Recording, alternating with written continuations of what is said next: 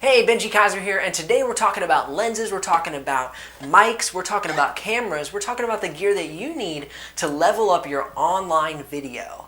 And all of this will be coming at you on a standpoint of how I got started and how I slowly upgraded my gear. So I'm not just going to jump you into the most expensive stuff. I'm going to show you my journey, my path on getting gear that fit my needs in the moment. And then I'll talk about some of the gear I have now. And on this channel, I'm talking about how to make online video that packs a punch and builds an audience. So if you've yet to subscribe, I highly recommend doing so. Put out daily videos.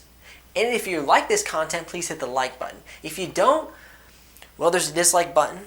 So you can do that. But I hope the content helps you out a lot. If you have any questions, please comment below. Let's jump into the content. I got started with a Fuji Film Xt2.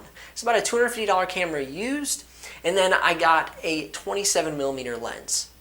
This camera shoots full HD and has phenomenal color quality. That's one thing I really like about Fujifilm cameras.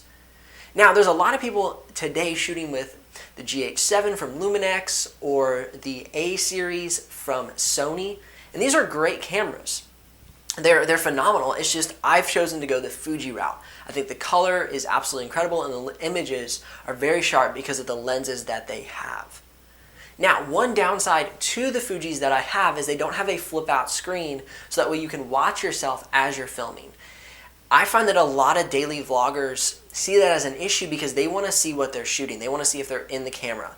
The worst thing would be to go out and shoot all day only to find out that you are cutting off your face for half of the shots. That's one thing where I definitely see the merit in getting a Lumix or getting a Sony product with a flip out screen. I'll recommend in the description below the Fuji I have, as well as the Lumix and the Sony cameras. That would be great cameras to get you upgraded from your current setup.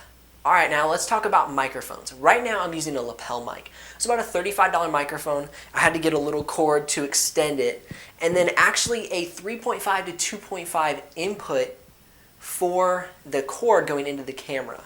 The reason being is that my camera jack is actually a 2.5 and a normal headphone jack is a 3.5mm.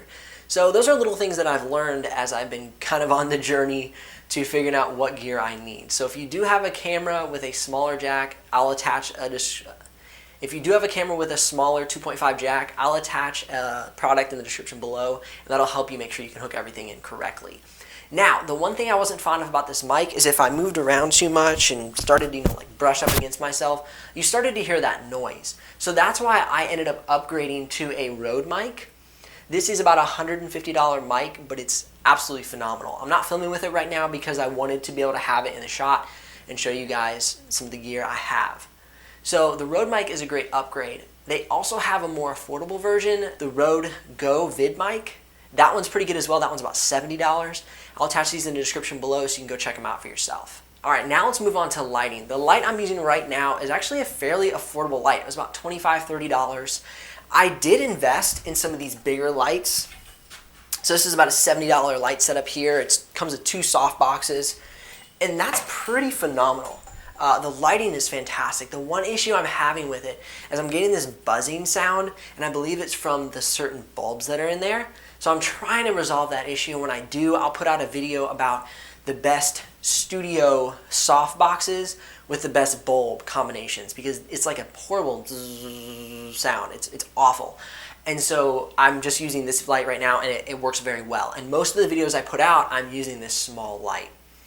Only for some of my clients am I using the bigger soft boxes because I don't have a lot of control over the setting. So I bring those to make sure I have a really good light. Alright, now we're going to talk about tripods. Make sure you get a good quality tripod. When I first picked up a tripod, I got a really cheap one. I think it was like $20, $25. It worked, but it was just really rickety and not strong. And I thought, I'm supporting like $600, $700 worth of gear on this crappy $20 tripod. Like, what am I doing? So I put a tripod in the description below that I now recommend. It's going to be a little more expensive, but you're supporting expensive gear. You should have something nice supporting your camera. So that's just something I learned. I went cheap, and it was not a good idea. Nothing broke, luckily, but I was just it really freaked me out a lot of the time. So what camera am I shooting with now on the day-to-day after graduating from the Xe1? Well, I wanted to move up to 4K. I wanted to move up to 60 plus frames a second in HD, and so I went with the Fuji Film Xt2. The reason I went with the Fuji above the Lumix or the Sony cameras is because I already have a slew of Fuji lenses, and I just really love the color that the Fujis produce. So as you can see, this is the Fujifilm Xt2.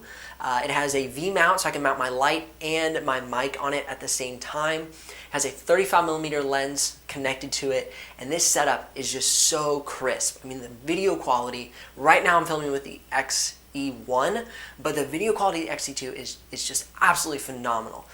So it's a camera I highly recommend.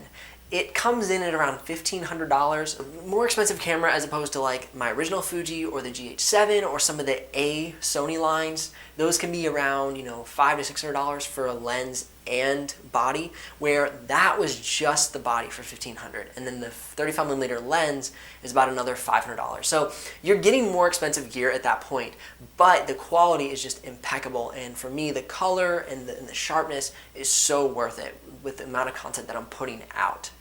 Obviously, you don't have to get started there. I mean, I recommend using an iPhone a lot of times. I mean, one of my videos is how to use an iPhone for getting started in online media, and you can check that out in the YouTube cards above or the description below. If you're really just getting started, that is totally fine. This is talking about gear that you will need as you're progressing, as you're growing.